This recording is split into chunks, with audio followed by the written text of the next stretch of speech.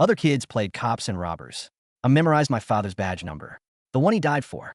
When I learned my scores were good, enough to get into the Federal Law Enforcement Academy, I called my mom immediately to share the news. Her response was harsh. You a cop with your pathetic grades. Restore your father's badge number. Don't embarrass him. Get lost. Her words hit like a sledgehammer. Devastated, I wandered home, to be ambushed in Shadow Creek Alley by a group of thugs. Word is your dad, Derek Hartman, was a DEA hotshot, trained a bunch of agents, and made life hell for us. Let's talk about that, shall we? I refused to go quietly, fighting with everything I had. But they were prepared. A knife pierced my lower back, draining me of all strength. As my consciousness faded, on my mom's last words, Mom, by disgrace, Dad. In the early hours of the morning, Bayport police received a report about large amounts of blood found in Shadow Creek Alley. No victim was in sight. The caller assumed it was a drunken brawl gone wrong and urged the police to find the injured person quickly. Officers arrived to find a heavy rain had washed the blood into a chaotic mess. There were no signs of a victim nearby. A thorough search of the area led them to Riverside Millworks, an abandoned factory where they discovered dismembered body parts scattered across the floor. In the auto C room, harsh fluorescent lights flickered on. What's the situation with this case? A calm, authoritative voice broke the silence as a woman in a crisp forensic uniform entered, followed by two young officers. It was dear Vanessa Sterling Hartman, my mother and the most respected forensic examiner in Bayport. One of the officers said hesitantly, Dr. Hartman, the victim's condition is bad. Maybe you should prepare yourself. My mom waved them off. I've seen everything there is to see. Let's start the autopsy and solve this case quickly. Indeed, my mother had seen it all in her 2-decade career. Decapitations, dismemberments, even bodies dissolved in cement. She was a consummate professional. But Mom, do you ever consider that the body on your autopsy table might be the son you've always ignored, floating above, detached and invisible? I watched her work without emotion. When she unzipped the body bag, her brow furrowed deeply, not just because of the mangled remains, but because one critical part was missing. Where's the head? We searched the entire factory. One officer stammered. It's likely the suspects took it. Fine, let's proceed. She donned gloves and began sorting the remains, bones, flesh, fragments of fingers. Each piece she identified was meticulously placed in order. The victim is male. He's between 18 and 23, roughly 5 feet, 9 to 6 feet based on the growth plates. Likely a student, she narrated with clinical precision, judging by the condition of the cuts. The killers broke the victim's finger bones, radius, ulna, humerus, tibia, and femur while he was still alive. Then they dismembered the limbs. They weren't satisfied and used blunt tools. His ribs and vertebrae are almost entirely shattered. Her grim analysis left one of the young officers pale and trembling. He clutched his stomach, barely holding back nausea. The unimaginable pain and despair the victim endured hung heavy in the room. Mom turned suddenly. Weapons found at the scene? Yes, these. The officer stammered, handing her photos of a rusted, bloodstained saw and a hammer caked in blood and flesh. The dull blade of the saw had been used to cut through every joint and bone. The pain had inflicted on a living person was beyond description. Mom, deeply, this isn't random. What kind of grudge would drive someone to do this to a kid? Revenge killings didn't usually escalate to this level of brutality. One of the officers responded respectfully. Dr. Hartman, Detective Sam Boone's preliminary investigation ruled out robbery and random violence. This is a revenge killing. The team has crossed recent cases of missing persons citywide. Good, she replied tersely. She resumed, reconstructing the remains, hoping to uncover clues. But her efforts were in vain. Even dental records, often a surefire way to identify a victim, were useless because the suspects had taken ahead. Identifying a person from such a pulverized, unclothed body seemed impossible. Floating nearby, I felt a strange mix of relief and sorrow. At least Mom didn't know it. Was me. If she did, she'd only call me a disappointment one last time. With a heavy sigh, she muttered, Poor kid. Whatever grudge they had with his family, why take it out on him? For a brief moment, her eyes shimmered with tears. This was the Mom I didn't recognize. The meticulous forensic examiner piecing together every shard of bone.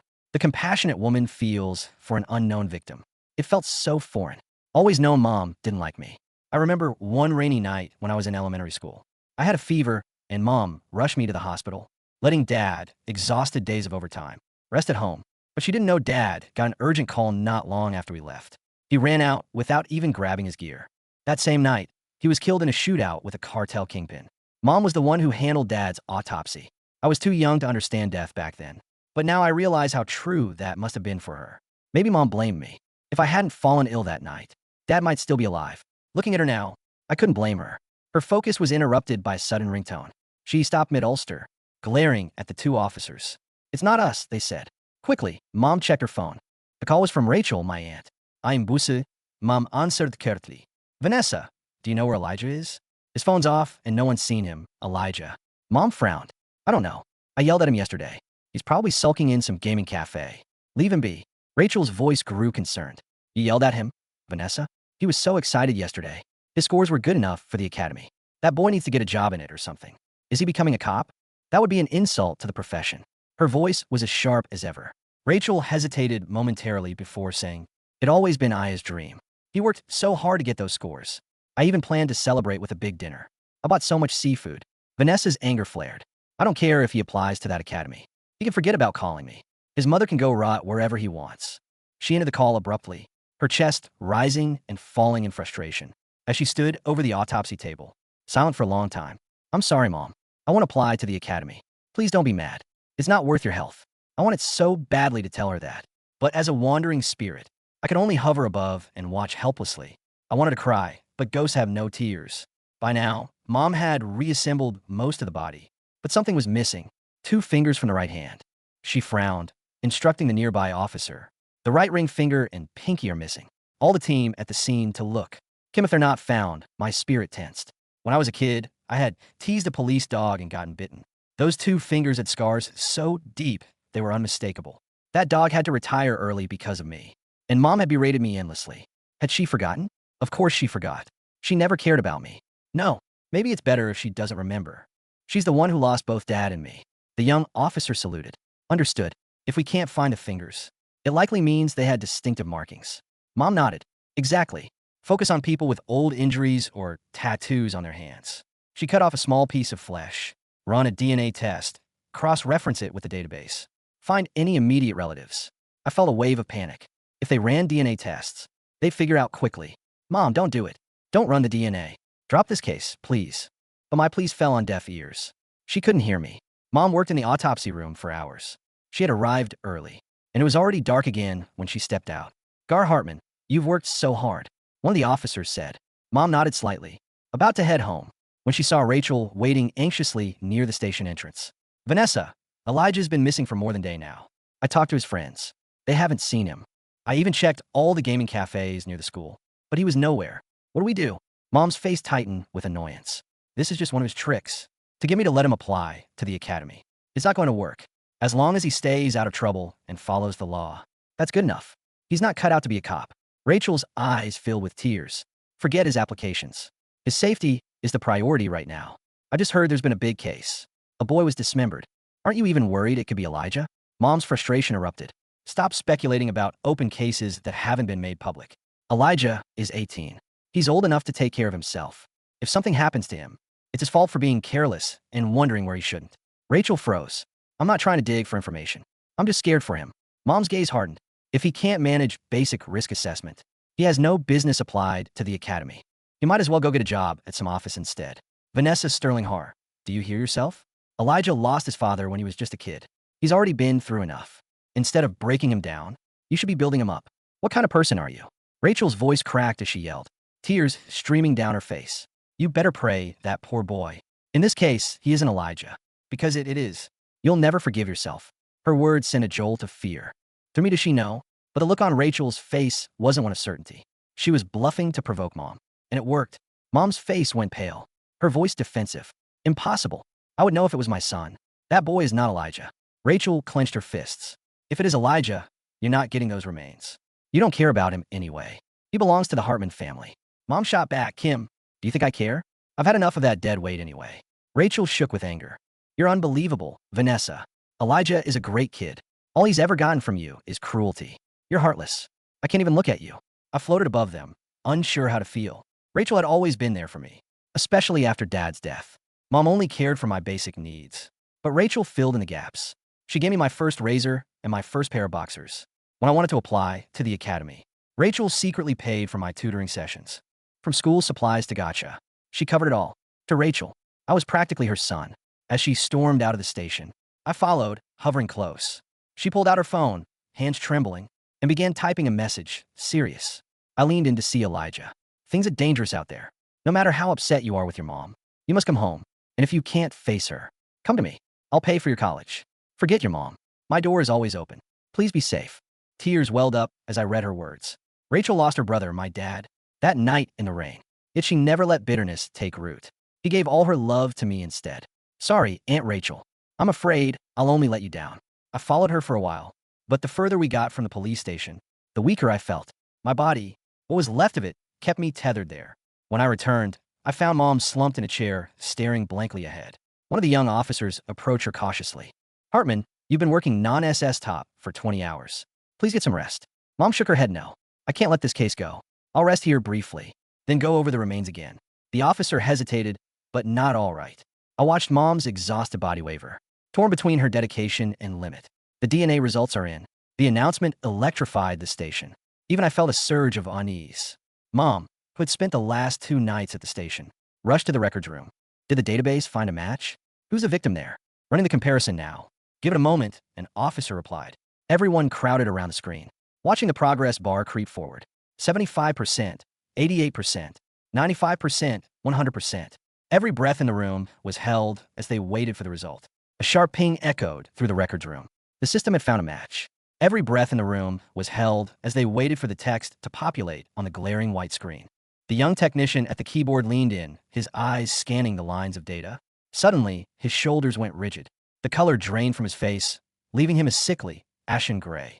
He slowly turned his head, his wide, terrified eyes fixing on my mother. Well, Mom's voice was sharp, laced with the impatience of a woman running on fumes and caffeine. Who is it? Give me a name. The technician swallowed hard, his hands trembling over the keyboard. Dr. Hartman. There must be a glitch in the system. A false positive. We should run it again. Don't waste my time. Mom snapped, stepping forward and shoving him slightly aside to look at the monitor herself. I floated right beside her, staring at the glowing letters. Familial match identified. Subject 1. Derek Hartman, deceased, Bayport PD/DA. Subject 2. Vanessa Sterling Hartman, Bayport Forensics. Victim identity, Elijah Hartman. For 5 agonizing seconds, the room was as silent as a crypt. The hum of the computer tower sounded like a roaring engine. Mom didn't scream. She didn't gasp. Her face simply froze, a mask of sheer cognitive dissonance.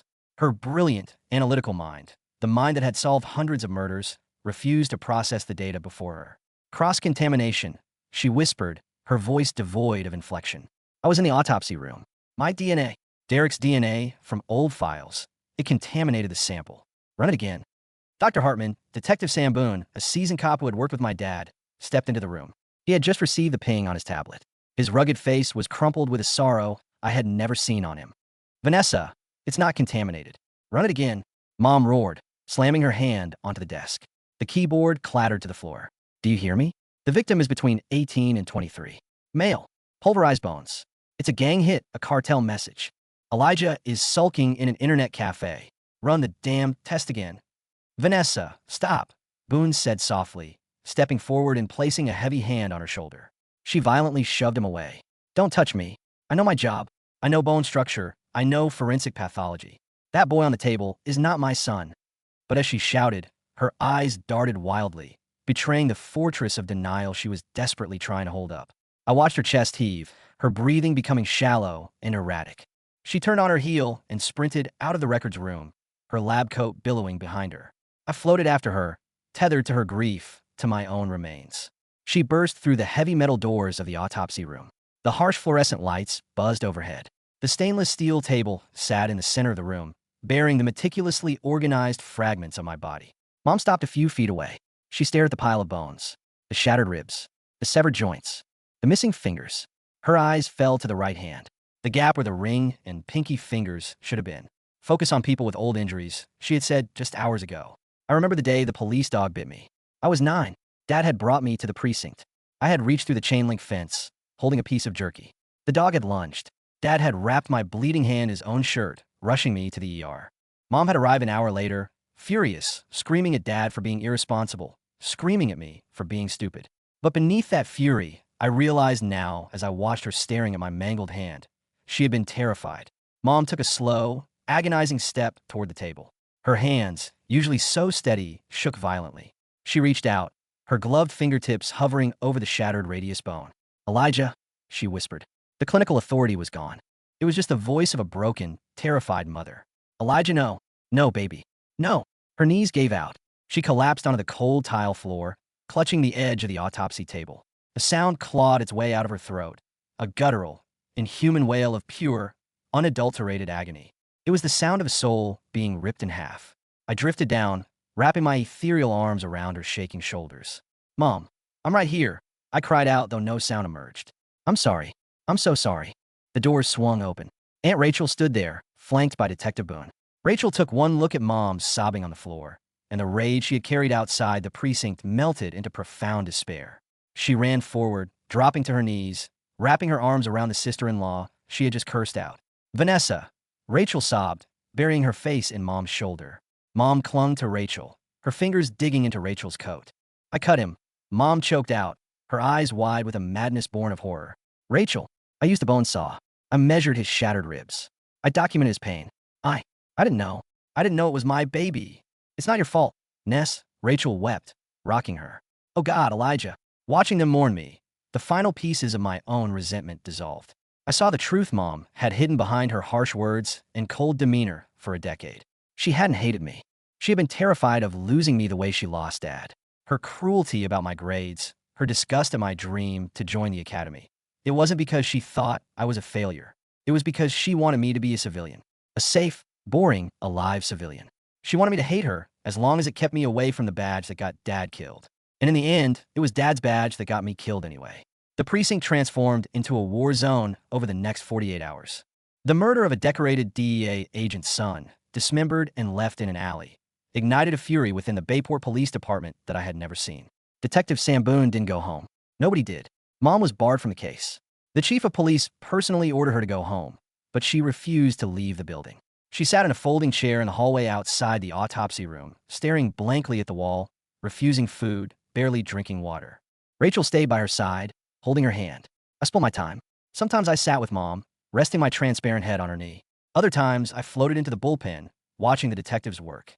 They pulled the security footage from every traffic light, ATM, and storefront within a 5-mile radius of Shadow Creek Alley.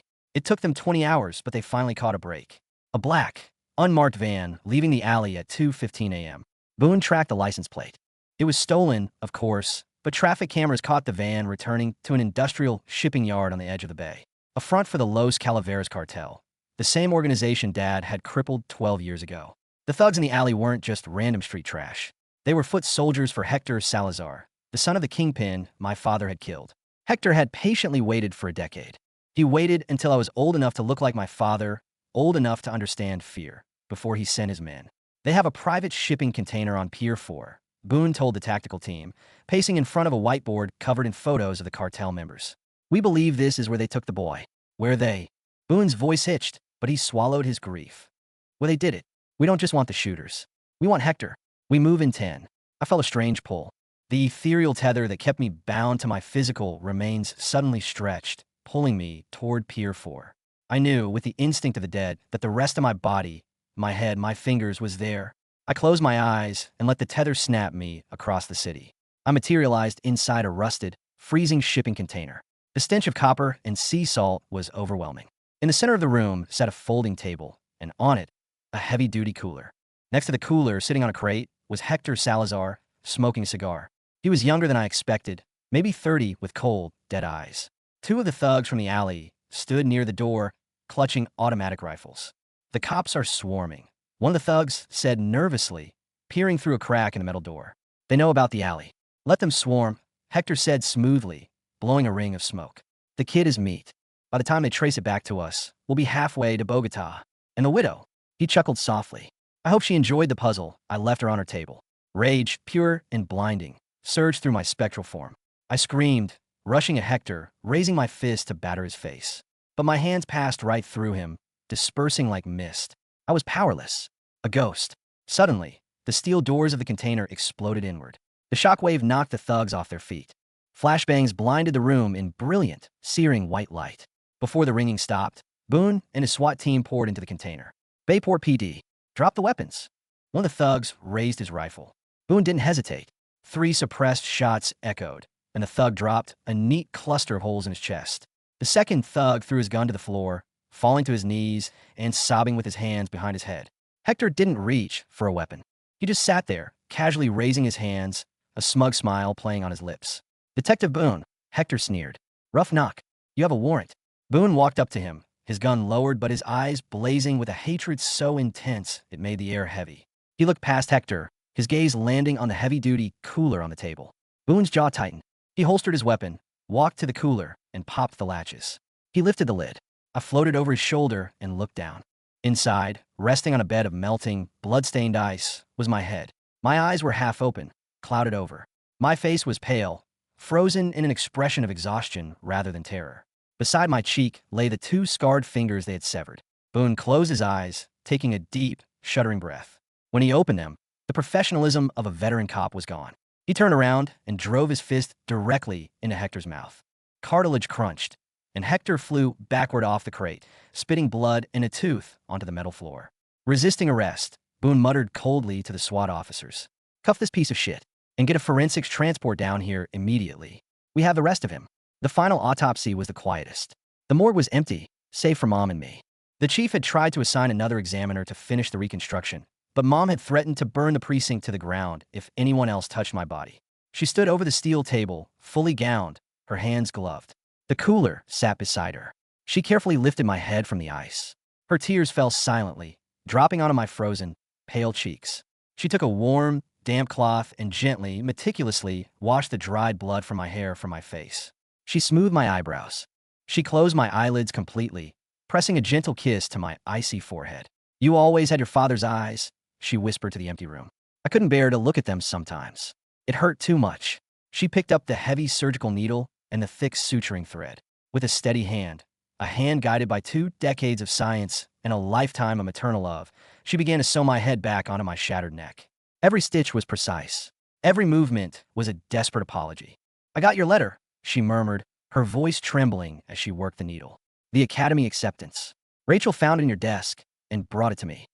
I hovered close to her, resting my chin on her shoulder, listening to the rhythmic pull of the thread. "You scored in the top 1%, Eli," she choked out, a watery, tragic smile gracing her lips. "Higher than Derek did. Higher than anyone in your class. You would have been an incredible cop, just like him." She paused, dropping the needle, and buried her face in her hands. "I was so terrified," she sobbed. "I saw what this job did to the people I loved. I saw Derek on this exact table. I couldn't bear the thought of seeing you here, so I pushed you away.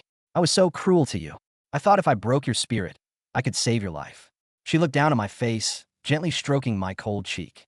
"I'm so sorry, my beautiful boy. I was a coward, and my cowardice didn't save you. It just meant that your last memory of me was me telling you to get lost." "No, Mom," I whispered, wrapping my arms around her neck. "My last memory is right now, watching you put me back together. I forgive you. I love you." She took a deep breath, picking up the needle again. She attached my severed fingers, carefully suturing the scarred tissue back together. When she was finished, I wasn't just a pile of pulverized bones anymore. Despite the stitches and the pallor of death, I looked like Elijah Hartman again. I was whole. Mom stepped back, stripping off her bloody gloves. She leaned over the table, pressing her forehead against mine. "Rest now, Eli. Mom's got you." The funeral was held on a Tuesday. It rained, a torrential downpour that mirrored the day Dad died. The cemetery was a sea of dark blue uniforms. Every officer in Bayport, federal agents, and academy instructors had come to pay their respects. They stood at attention, the rain bouncing off the brims of their hats. Mom and Aunt Rachel stood at the front, huddled under a single black umbrella. They were holding hands. Rachel had lost her brother and her nephew. Mom had lost her husband and her son. But standing there together, I knew they would survive. They would keep each other tethered to the world of the living. Detective Boone stepped forward. He held a small, velvet-lined wooden box. He handed it to Mom. She opened it. Inside rested Dad's old badge, the one I had memorized, the one Mom had told me to restore. Beside the badge lay a piece of heavy parchment. My official letter of acceptance to the Federal Law Enforcement Academy. Mom approached the polished mahogany casket. She didn't weep. The manic grief had burned out, replaced by a quiet, unbreakable resolve. Hector Salazar was facing life in a supermax prison. The cartel's Bayport operations were entirely dismantled. She had made sure of it. She placed the wooden box on top of the casket. "Sergeant Elijah Hartman," Mom said softly, her voice carrying over the patter of the rain. The chief had pulled strings. I had been posthumously inducted into the force. End of watch. A trumpet player in the distance raised his instrument. The haunting, mournful notes of taps began to drift through the graveyard. As the first note played, the heavy, invisible weight that kept me bound to the earth suddenly lifted. The cold, rainy graveyard began to fade at the edges, washed in a warm, golden light. I looked down at Mom and Rachel one last time. Goodbye. Thank you. I turned toward the golden light. Standing at the edge of it, waiting for me, was a man in a crisp police uniform. He looked exactly the way I remembered him from when I was a kid. Broad shoulders, a warm smile, and a badge pinned over his heart. Dad held out his hand. You did good, kid. Dad's voice echoed in my mind, warm and proud. You did real good. I smiled, feeling tears for the first time since I died. I reached out, taking his hand, and together, we walked into the light, leaving the shadows of Bayport behind.